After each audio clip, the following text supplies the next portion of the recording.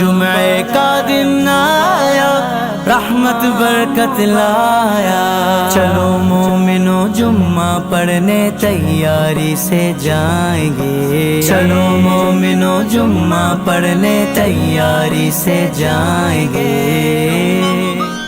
الحمدللہ الحمدللہ المبدئ المعید الغنی الحمید، والصلاة والسلام علی اشرف الانبیاء خاتم النبیین سید المرسلین شفیع المذنبین سید الاولین والآخرین سیدنا وحبیبنا نبینا وکریمنا ومولانا محمد صلی اللہ علیہ وسلم عبدہ ورسولہ بالہدی ودین الحق ارسلہ، اما بعد فاعوذ باللہ من الشیطان الرجیم، بسم اللہ الرحمن الرحیم، واللہ جعل لکم من انفسکم ازواجا وجعل لکم من ازواجکم بنین وَجَعَلَ لَكُم مِّنْ أَزْوَاجِكُمْ بَنِينَ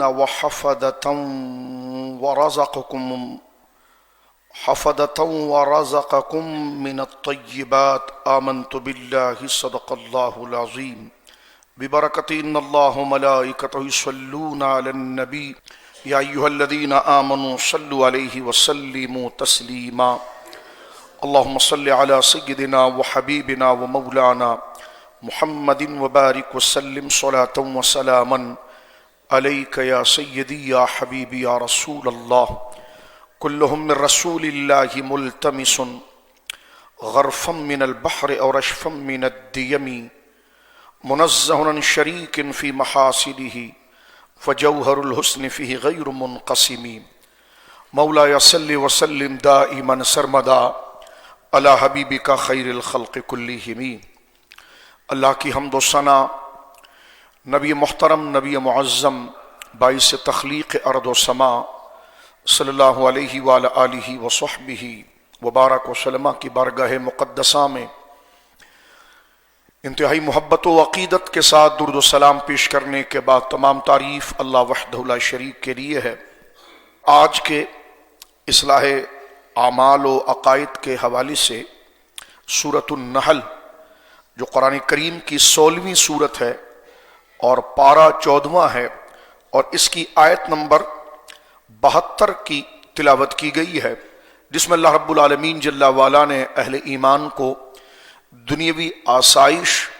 اور دنیاوی اسباب زینت کو استعمال کرنے میں جو اعتدال اور جو توازن ہونا چاہیے اس کو یہاں پر ذکر کیا ہے۔ دین اور دنیا میں ایک مومن کے لیے دین اور دنیا میں توازن کیا ہونا چاہیے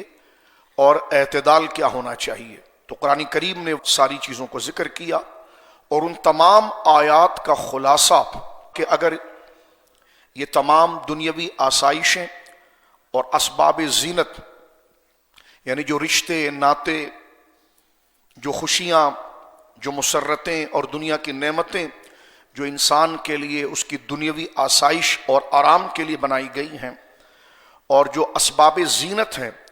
انسان اگر اس کو استعمال کرے جائز طریقے سے اور اللہ کا شکر گزار رہے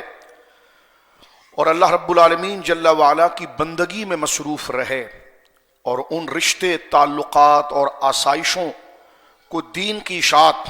اور دین کی ترویج کے لیے خرچ کرے، تو یہ استعمال باعث اجر و ثواب ہے، اور یہی دنیاوی نعمتیں جس سے وہ استفادہ کر رہا ہے، لذت و فائدہ اٹھا رہا ہے، تو اللہ رب العالمین کی عبادت، اس کے دیے ہوئے تقاضے، شکر گزاری اور اس کی بندگی میں مصروف ہو کر جب اور اس کے دین کی اشاعت و نشر میں بھی حصہ ملا رہا ہے، تو یہی دنیاوی لذتیں، رشتے، ناطے، انعامات اور اس کے لیے یہ ساری بھلائیاں جو ہیں وہ قبر و حشر کے لیے نجات کا ذریعہ بن جاتی ہیں، یہ قرآن کہتا ہے۔ اور فرمایا کہ ان دنیاوی اسباب جیسے اولاد ہے، بیوی ہے، مکانات ہے، سواریاں ہیں، مال ہے، دھن ہے، دولت ہے، خوبصورتی ہے، اور اس میں زندگی گزارنے کے جو دیگر اسباب ہے، اس کو استعمال کر کے اگر بندہ مغرور ہو جائے اور اللہ رب العالمین جل وعلا کو فراموش کر دے، اس کی اطاعت، اس کی بندگی کو فراموش کر دے، اس سے ملاقات کو فراموش کر دے، اس کے حضور حساب و کتاب ہوگا، اس بنیادی اصل حقیقت کو فراموش کر دے اور صرف دنیا کی بندگی میں لگ جائے، یعنی دنیا کے حصول ہی میں لگ جائے اور اس عیش و نصرت میں لگ جائے اور دنیاوی پسند ہی کو اپنے لیے ترجیح دے اور اللہ کے دین اور اللہ اس کے رسول کی پسند کو فراموش کر دے، تو پھر یہ تمام رشتے ناتے قبر و حشر کے اندر اس کے لیے وبال اور عذاب بن جاتے ہیں۔ یہ سوال ہمارے ذہنوں کے اندر آتا ہے کہ قرآن کی ایک نہیں کئی آیات اور ایک حدیث نہیں بلکہ کئی احادیث دنیا کی مذمت اور برائی کو بیان کرتی ہے، تو اس میں کیا مقصد ہے؟ تو اس کا آسان سا کانسیپٹ جو ہے وہ یہ ہے کہ دنیا کی مذمت،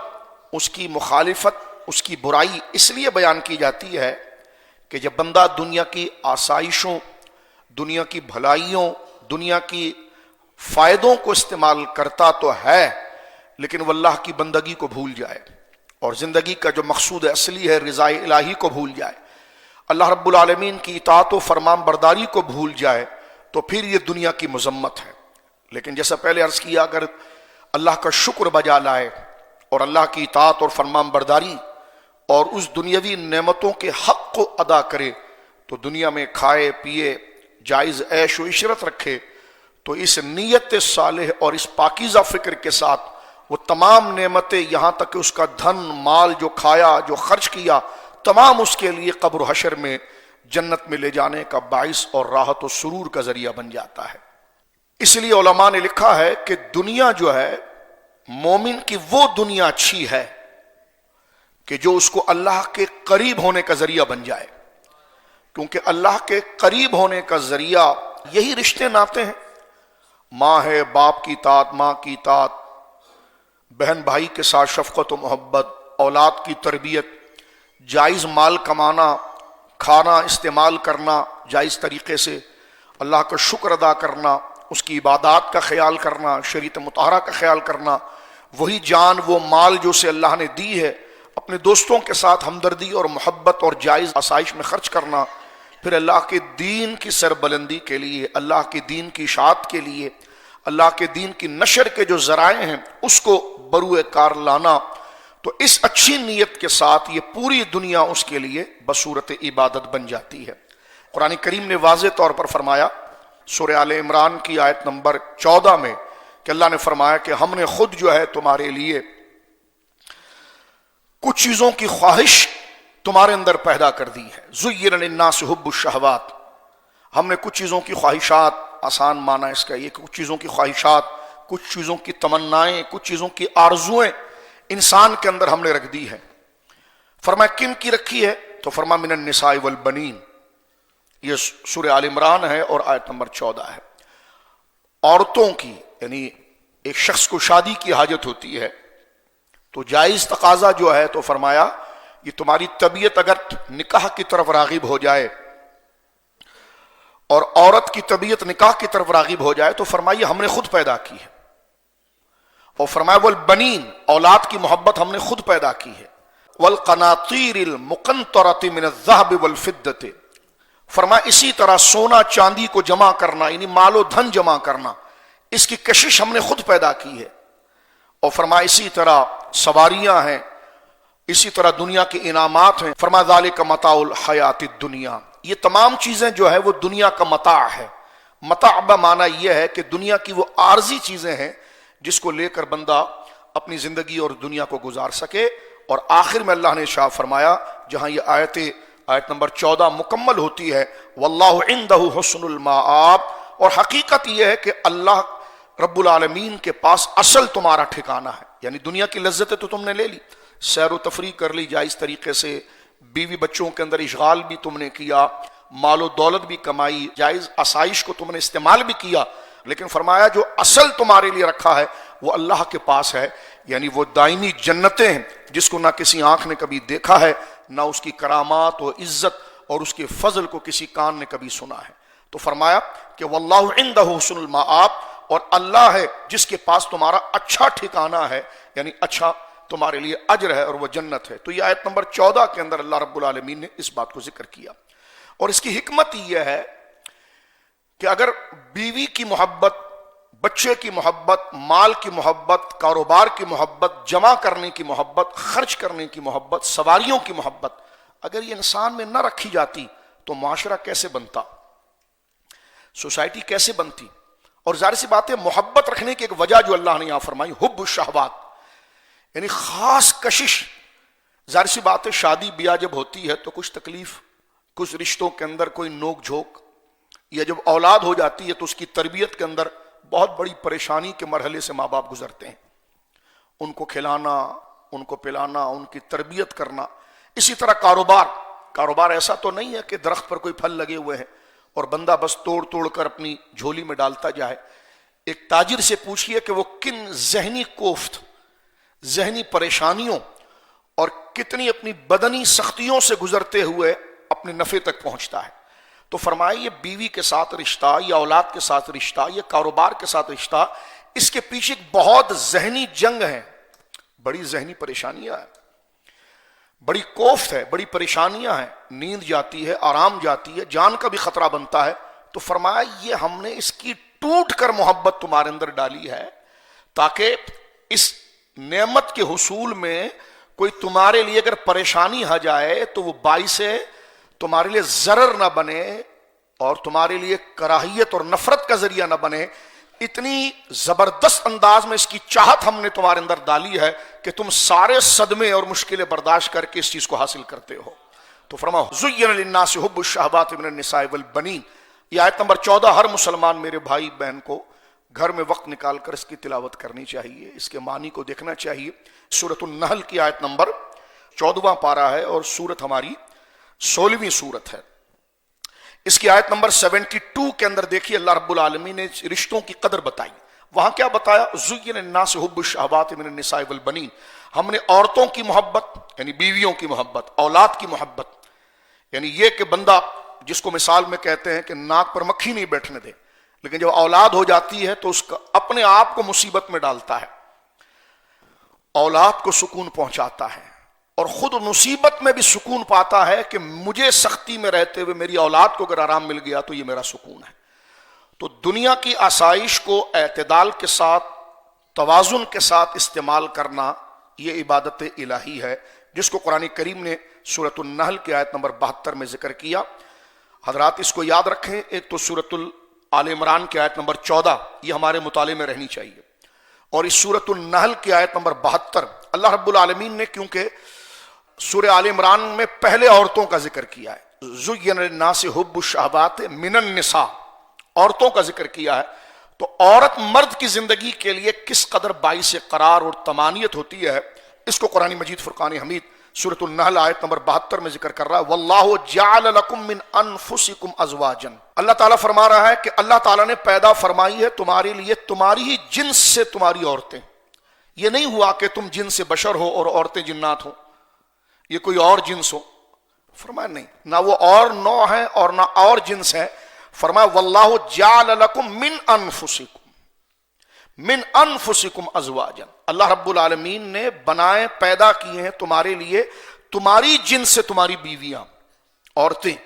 وجعل لکم من ازواجکم بنین، اور پھر پیدا فرمایا تمہارے لیے اسی بیوی سے تمہاری اولاد، وحفدتن، اور اولاد ہی نہیں آگے پوتے، ورزقکم من الطیبات، اور تمہیں اللہ رب العالمین نے اس کے ذریعے پاکیزہ رزق دیا ہے۔ اب دیکھیں اس ایک آیت کے اندر کس قدر انقلابی دستور ہمارے لیے ذکر کیا جا رہا ہے، یعنی یہ سارے احسانات اللہ رب العالمین نے ذکر کیے ہیں، اور پھر فرمایا کہ دیکھیے اپنے مزید احسان کو اللہ یاد دلاتے ہوئے ارشاد فرما رہا ہے کہ ہم نے تمہیں تنہا نہیں پیدا کیا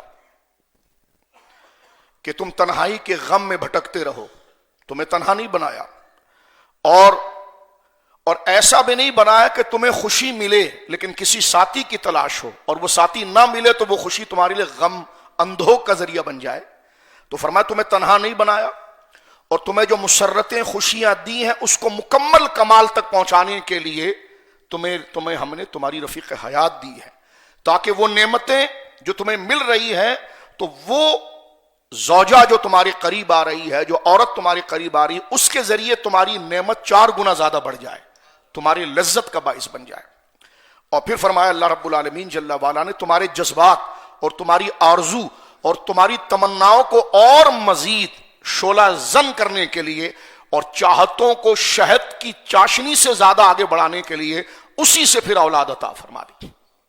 اور فرمایا پھر اولاد تک ہم نے تمہاری چاہت، تمنائے، آرزو اور تمہاری لگن اور تمہارے لیے ہم نے گویا کہ کشش نہیں رکھی، بلکہ حفدتاً پھر اسی اولاد سے تمہارے پوتے، جتنے رشتے آگے بڑھتے چلے جائیں گے تمہارے لیے تسکین، قرار،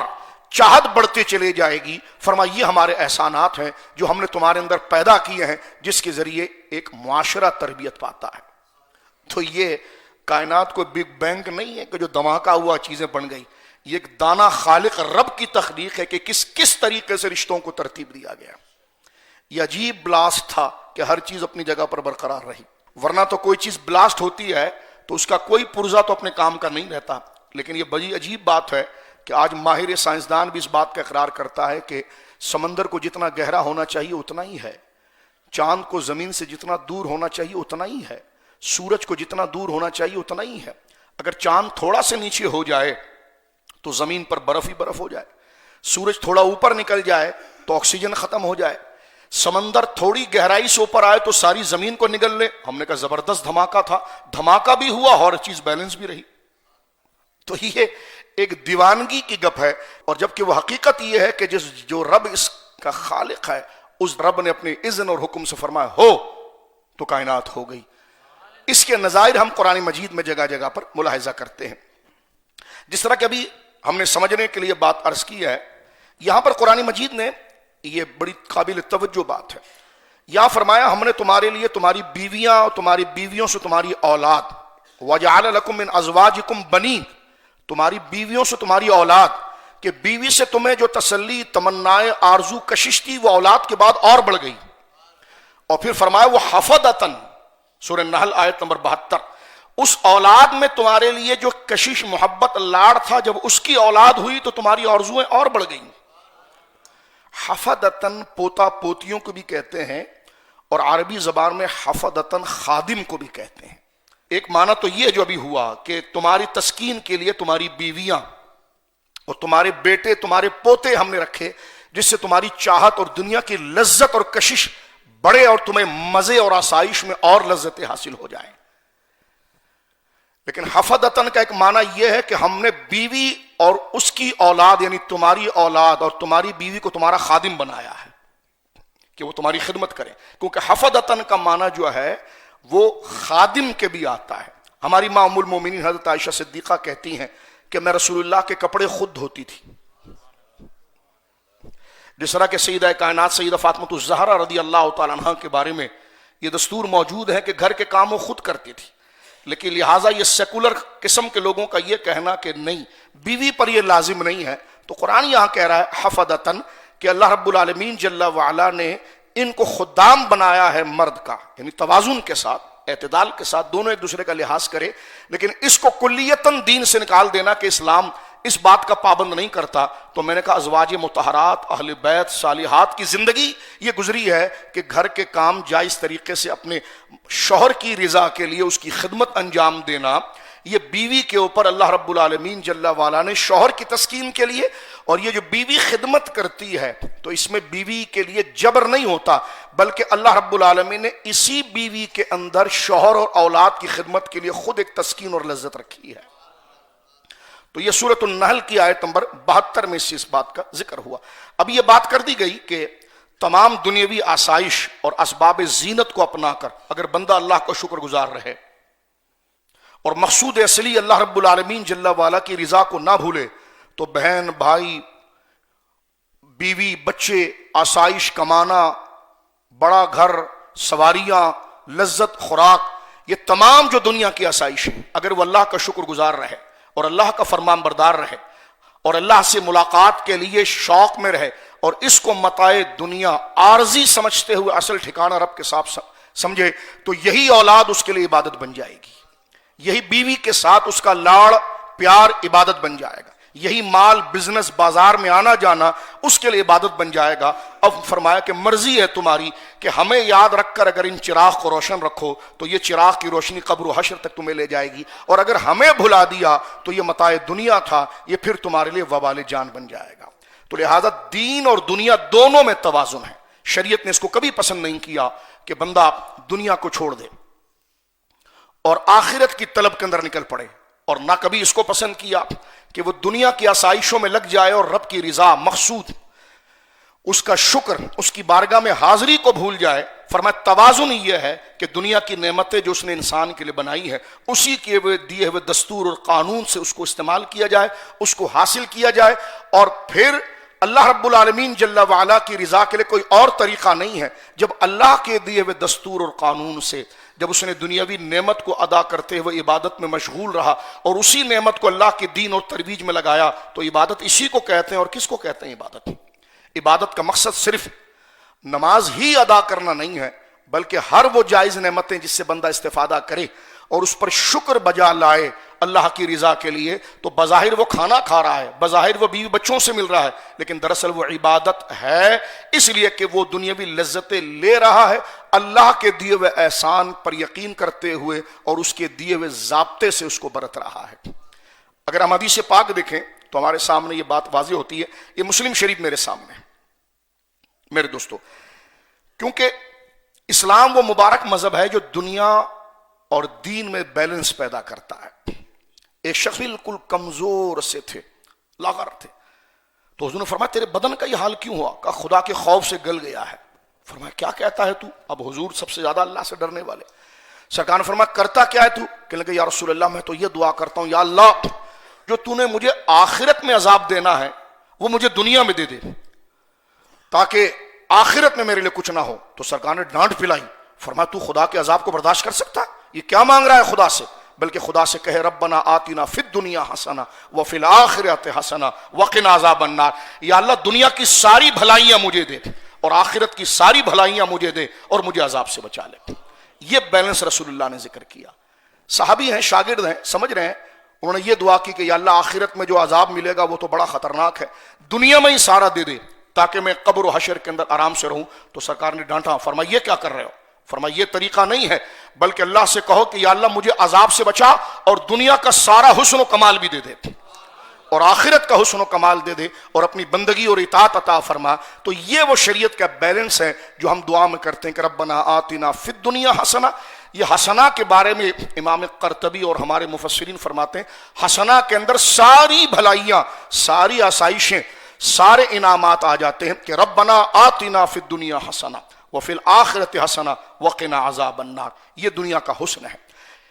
آج کے درس میں صرف ہم جو چند منٹ رہ گئے ہیں تو اس بات کو مکمل کرتے ہیں کہ پہلی چیز جو قرآن نے ذکر کی ہے وہ بیویاں ہیں، اس کے بعد اولاد ہے۔ تو قرآن اور احادیث میں بیوی سے متعلق کیا کیا چیزیں، اس کا ایک چھوٹا سے خلاصہ تاکہ ہمارے ذہنوں میں اس نعمت کی قدر رہے۔ بیوی کا ہونا یعنی مقصد جو اللہ رب العالمین نے بیان فرمایا کہ ہم نے تمہارے لیے کشش رکھی ہے، محبت رکھی ہے بیویوں میں اور اولاد میں، کاروبار میں۔ تو جناب رسول اللہ صلی اللہ علیہ وسلم فرماتے ہیں، یہ مسلم شریف ہے، حضور سید عالم کا ارشاد ہے کہ الدنیا متاع وخیر متاع الدنیا المرأة الصالحہ۔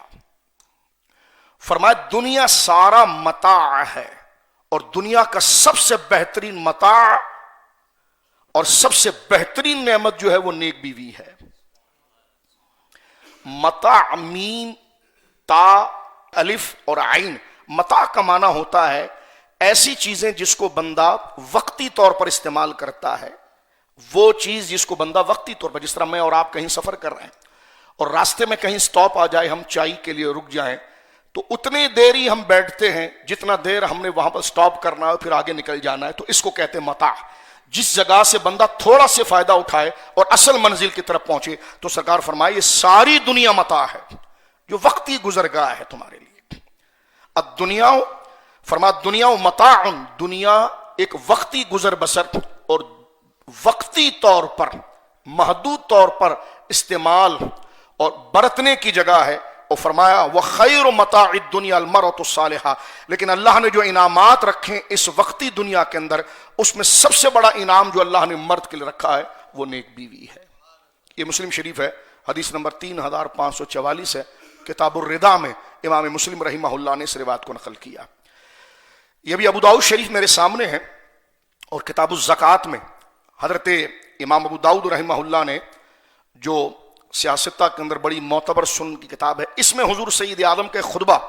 نقل کیا۔ اس کے آخری جملے یہ تھے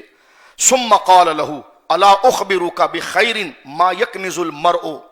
سرکار نے صحابہ کو کئی چیزیں بیان کی اور پھر فرمایا کہ کیا میں تمہیں سب سے بہترین چیز نہ بتاؤں جس کو ایک مرد ایک انسان جمع کرتا ہے؟ فرمایا الا اخبرك بخير، کیا میں تمہیں سب سے بہترین چیز کی خبر نہ دوں؟ ما یکنز المرء، جس کو ایک مرد ایک انسان جمع کرتا ہے، ان میں سب سے بہترین چیز کیا ہے؟ فرمایا المرأۃ الصالحہ، وہ نیک بیوی ہے۔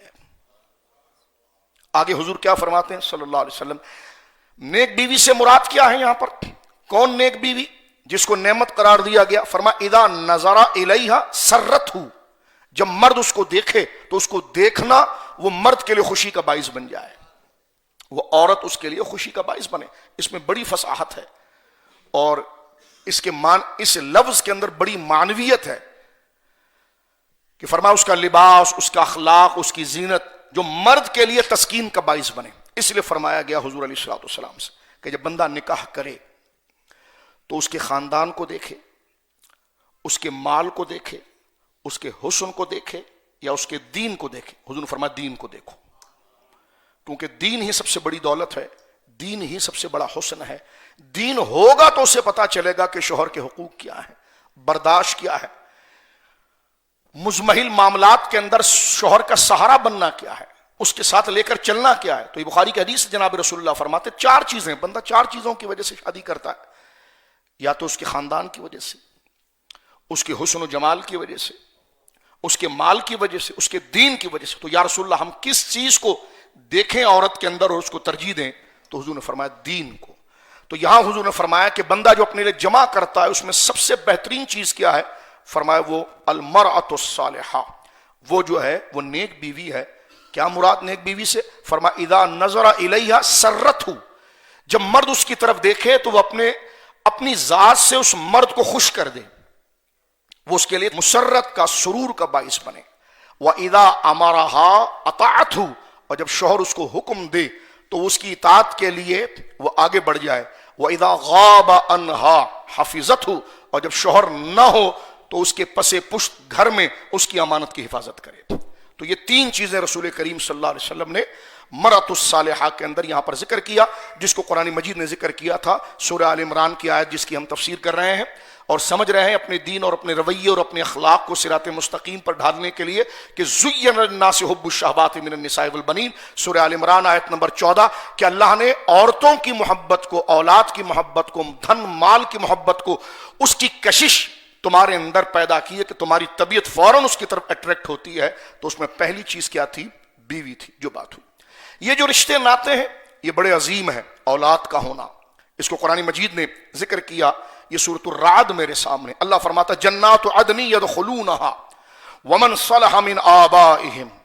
وازواجهم وذرياتهم والملائكة يدخلون عليهم من كل باب سلام عليكم بما صبرتم۔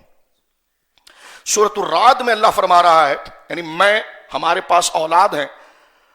اولاد کی محبت ایک باپ ایک ماں پاتے ہیں کہ اگر ٹھنڈا پانی بھی پیے تو شاید ماں باپ کو وہ سرور اور لذت نہ آئے جو اولاد کے ذریعے آتی ہے۔ ایک لذیذ کھانا بھی بندہ کھا لے اور خوبصورت منظر کو بھی دیکھ لے بندہ تو اسے وہ لذت نہیں آتی جو پوتا پوتیوں کے ذریعے آتی۔ اللہ نے فرمایا ہم نے خود پیدا کیا ہے، لیکن اگر اپنی زندگی کے مقصد کو تم نے جانا، ہمیں یاد رکھا، ہماری ملاقات کو یاد رکھا، اپنے دین کی ذمہ داری کو یاد رکھا، اس کے ساتھ تم نے یہ ساری لذتوں کو استعمال کیا، یعنی اپنے بچوں کو ایمان کے راستے پر چلایا، تقوی و طہارت کے راستے پر چلایا، ہمارے دیے ہوئے تہذیب و طریقے پر چلایا، تو قیامت کے دن کیا ہوگا؟ اللہ فرماتا جنات عدن، جنت کا سب سے اونچا درجہ، یدخلونہا، اس میں داخل ہوں گے، ومن صلح من آبائہم، جو صالح ہوں گے ان کے باپ دادا، وازواجہم ان کی بیویاں، وذریاتہم ان کی اولادیں، والملائکۃ یدخلون علیہم من کل باب اور فرشتے ہر دروازے سے آ کر انہیں سلام کہیں گے کہ سلام علیکم بما صبرتم۔ اللہ کے دین کو پورا کرنے کے لیے، اللہ کے دین پر پورا عمل کرنے کے لیے تمہیں بڑی پریشانیاں بھی ہوئی، کسی نے کہا اولاد کو اس راستے پر ڈالو، کسی نے کہا اولاد کو اس راستے پر ڈالو، آپ نے کہا کہ نہیں، میں اولاد کو اسی راستے پر ڈالوں گا جس کا حکم میرا رب دیتا ہے۔ کسی نے کہا کاروبار یوں کر لو، کسی نے کہا کاروبار یوں کر لو، کہا نہیں، میں اسی طرح کروں گا جس سے میرا دین کہتا ہے۔ اس میں نفع بھی کم ہوا، پریشانی بھی بہت ہوئی، مشقتیں بھی بڑی آئیں، لیکن اللہ کی رضا کے لیے رکھا رہا گناہ میں جانے سے۔ تو فرمایا کہ فرشتے ہر دروازے سے آ کر اس کو سلام کریں گے اور کہیں گے سلام علیکم بما صبرتم، تم پر سلامتی ہو کہ تم نے اللہ کے دین کے ساتھ وفاداری کی اور گناہ اور نافرمانی سے صبر کیا، یعنی اس میں مبتلا ہونے سے خود کو روکے رکھا۔ یہاں پر دیکھیے قرآن نے یہ کہا کہ جب بندہ جنت میں جائے گا تو اللہ رب العالمین جنتی کے دل کے سرور کو وہاں بڑھانے کے لیے اس کی اولاد کو اس کے ساتھ ملا دے گا۔ یہ سورہ رعد میں اللہ نے ذکر کیا۔ تو یہ بنین اولاد کے ساتھ اگر ایمانی رشتہ ہو اور دینی تربیت ہو تو پھر یہ انجام ہوتا ہے۔ اس کو اگر تھوڑا سے اگر ہم قرآن کی دیگر اور آیتوں کا مطالعہ کریں تو سورہ رعد سے نکل کر اگر آپ 27ویں پارے میں سورہ طور میں آ جائیں، سورہ طور جو ہے یہ قرآن کریم کی 52 سورہ ہے، اس کی آیت نمبر 71 میں اللہ نے کیا فرمایا، ذرا توجہ کریں، یہ بھی بندہ اپنے ہوم ورک کے طور پر یاد رکھے ساری آیتیں۔ فرمایا والذین آمنوا، بے شک وہ لوگ جو ایمان لائے، ماں باپ ایمان لائے اور پھر اپنی اولاد کو اسی ایمان کے راستے پر چلایا۔ خوش نصیب ہیں وہ ماں باپ کہ جو اللہ کی توحید اور نبی پاک کی رسالت اور دین اسلام کے نور کو اپنے دل میں جلائے رکھے اور اسی راستے پر، مانا اللہ نے مال اتنا دیا کہ جو اوج سریا پر پہنچا لیکن خدا کو نہیں بھولا، خدا کے دین کو نہیں بھولا، اس کی عبادت اور بندگی کو نہیں بھولا، اپنی اولاد کو اسی راستے پر چلایا۔ تو میرے بڑے بھائیوں بزرگوں بچوں دیکھیے قرآن کیا کہتا ہے، جس کا مظاہرہ میں اور آپ میدان محشر میں انشاءاللہ ضرور کریں گے، اس یقین کے ساتھ والذین آمنوا، بے شک وہ لوگ جو ایمان لائے، میں تقریری معنی اس کا کرتا ہوں، بے شک جو لوگ ایمان لائے، واتبعتہم ذریتہم بایمان، اور اپنے بچوں کی ایسی تربیت کی تھی کہ بچے بھی ماں باپ کے ساتھ اسی ایمان کے راستے پر رہے۔ ہم ملا دیں گے ان کی اولادوں کو ان کے ساتھ، یعنی باپ تو نیکوکار تھا اور اس نے نیکی کے ساتھ زندگی گزاری اور دنیا سے رخصت ہو گیا، قیامت کے دن باپ جنت کے اعلیٰ مقام پر پہنچ گیا اور بچے ایمان کے راستے پر تو تھے لیکن کچھ کمزوری میں تھے، تو اولاد کی محبت اللہ فرماتا ہے مرنے کے بعد بھی دل سے نہیں نکلتی۔ اب باپ جو ہے کہ وہ اعلیٰ منصب پر ہے جنت کے اندر اور بچے اپنی کچھ عمل کی کمزوری کی مبتلا ہیں، تو رب کریم فرماتا ہے لیکن ایمان کے راستے پر تھے، بدعقیدہ نہیں تھے، اللہ کی توحید نبی کی رسالت کے ماننے والے تھے، عمل میں کچھ کمزور تھے، لیکن اللہ فرماتا ہے وہ نیک باپ جس نے بچوں کی تربیت کر کے دنیا سے رخصت ہوا تھا، اس کا دل تڑپ رہا تھا کہ یا اللہ میں تو جنت کی لذتیں بھی مجھے پھیکی لگ رہی ہے اب، کیونکہ میری لذت تو میری اولاد ہے، وہ میرے ساتھ نہیں ہے، تو اللہ فرماتا اس جنتی کے دل کے سکون کے لیے اس کی اولاد کو ہم اس کے ساتھ ملا دیں گے۔ اور آگے اللہ کیا کہہ رہا ہے، ایسا نہیں ہوگا کہ جنتی اعلیٰ مقام پر ہوگا، اپنی نیکیوں کی وجہ سے اس کا رینک ہائی ہے، توجہ، اور بچوں کو اگر اللہ بخش بھی دے تو سب سے نیچے درجے میں لائے اور جنتی کو اوپر سے اتار کر اس درجے میں لے کر آئے، فرما نہ اس کا درجہ کم کریں گے اور نہ اس کو نیچے درجے میں رکھیں گے، فرما وما علتناہم من عمل من شیء، اس جنتی کے عمل میں سے کچھ کم نہیں کریں گے بلکہ اسی اولاد کو اٹھا کر اسی کے منصب پر پہنچا دیں گے۔ تو دیکھیں دنیاوی آسائش اگر اللہ کے دین کے مطابق کی جائے تو یہی اولاد کا بوسہ، اس اولاد کو جگر سے لگانا، اس اولاد کو پالنا، اس اولاد کو اپنی چھاتی سے لگا کر رکھنا اور ایمان کے ساتھ تربیت کرنا، یہی اولاد قبر و حشر کے اندر بندے کے لیے نجات کا ذریعہ بن جاتی ہے۔ اس حدیث میں آپ دیکھیں، یہ میرے سامنے مسلم شریف ہے، حدیث نمبر 4223 ہے، عن ابی ہریرہ رضی اللہ تعالی عنہ ان رسول اللہ صلی اللہ علیہ وسلم قال اذا مات الانسان انقطع عنہ عملہ۔ حضرت سیدنا ابو ہریرہ کہتے ہیں کہ رسول کریم صلی اللہ علیہ وسلم نے ارشاد فرمایا جب انسان مر جاتا ہے، اللہ اکبر، تو عمل کا میٹر تو رک گیا۔ اب وہ کہتا ہے ہائے میری 60 سال کی زندگی تھی، 70 سال کی زندگی تھی، 40 سال کی زندگی تھی، کاش میں اس میں یہ لمحہ ضائع نہ کرتا، یہ عبادت کر لیتا تو آج میری قبر کے لیے کتنا بڑا فائدہ ہوتا۔ وہ تو میٹر رک گیا۔ تو حضور فرماتے ہیں اذا مات الانسان انقطع عنہ عملہ، جب انسان مر جاتا ہے تو اس کے سارے عمل کا رشتہ کٹ جاتا ہے. الا من ثلاثۃ، لیکن 3 وہ ہے جو جاری رہتے ہیں. اللہ اکبر، کتنی بڑی کرامت اور اس رب کا رحم ہم پر ہے کہ 3 ایسے تعلق ہیں جو مرنے کے بعد بھی اس کو بینیفٹ، اس کو نفع پہنچتا رہتا ہے. فرما کیا؟ فرما الا من صدقۃ جاریہ. پہلی چیز صدقہ جاریہ. اس نے کوئی ایسا کام کیا ہو جیسے مساجد بنائی، مدارس بنائے، کوئی مسافر خانہ بنایا، کوئی خیر کا ایسا کام کیا اللہ کی رضا کے لیے جس سے اللہ کے بندے استفادہ کر رہے ہیں. پانی کا کنواں کھدوا دیا، دین کے لیے مدرسہ ہے، مساجد ہے، اس کے لیے کیا. تو جب تک یہ صدقہ جاریہ ہے، کیونکہ جب بندہ صدقہ جاریہ کرتا ہے تو وہ اس کی اپنی پراپرٹی میں نہیں آتا، وہ اللہ کی طرف چلا جاتا ہے اور پھر سارے اللہ کے بندے اس سے استفادہ کرتے ہیں. تو رسول کریم فرماتے جب بندہ مر جاتا ہے تو اس کے سارے عمل ختم ہو جاتے ہیں. یہ بہت بنیادی بات ہے. اللہ اکبر. پہلی چیز کیا ہے؟ فرمایا 3 چیزیں رہ جاتی ہیں، اللہ اپنے کرم سے اس کو جاری رکھتا ہے. الا من صدقۃ جاریہ. پہلی چیز ہے صدقہ جاریہ، کہ ایسا کام کر گیا جس سے خدا کی مخلوق استفادہ کر رہی ہے، دین کے حوالے سے استفادہ کر رہی ہے، جان مال خوراک کے حوالے سے استفادہ کر رہی ہے. فرمایا پہلی چیز یہ. اور فرمایا او علم ينتفع به، یا لوگوں کی ہدایت کے لیے، رہنمائی کے لیے ایسا علم چھوڑ گیا جس سے لوگ فائدہ اٹھا رہے ہیں. او ولد صالح، یا اپنے اپنے بچے کی ایسی تربیت کر گیا، اپنے بچے کو ایسا سمجھا گیا، اپنے بچے کو ایسا سدا گیا، اپنے بچے کو ایسے ڈگر پر لگا دیا کہ وہ بچہ نیک اور صالح تھا. یدعوہ لہو، اور ہاتھ اٹھا کر کہا یا اللہ میرے باپ کو بخش دے. فرمایا یہ دعا بغیر کسی انقطاع کے باپ تک پہنچ جاتی ہے. تو اب آپ دیکھیں یہ دنیاوی آسائش ہے، اس کو چھوڑنا کوئی عقل مندی نہیں. اس لیے سمجھدار لوگوں نے کہا کہ اچھا مومن وہ ہے جس کی دنیا آخرت کو پہنچانے کے لیے، جس کی دنیا اللہ کے قریب جانے کے لیے اس کے لیے ذریعہ بن جائے. اور بدقسمت ہے وہ شخص، افسوس ہے اس پر کہ جس کی دنیا رب سے دور جانے کا ذریعہ بن جائے. اللہ رب العالمین قرآن کے ان مضامین پر عمل کرتے ہوئے، اپنے رشتوں کو قانون شریعت کے تابع کرتے ہوئے، تمام حقوق کی ادائیگی کے ساتھ، توازن کے ساتھ، اللہ رب العالمین یہ جائز عیش کو استعمال کرتے ہوئے اس کے شکر، اس کی عبادت، اس کی فرمان برداری اور لوٹ کر اس کی طرف جانا ہے. اس بنیادی اصل کو یاد رکھنے کے اللہ توفیق عطا فرمائے. اور جو قرآن کے مضامین ہم نے پڑھے ہیں، بالخصوص سورہ آل عمران آیت نمبر 14، یہ تو ہر مسلمان کے مطالعے میں ہونی چاہیے. اللہ مجھے اور آپ کو عمل کی توفیق دے. وآخر دعوایا ان الحمدللہ رب العالمین.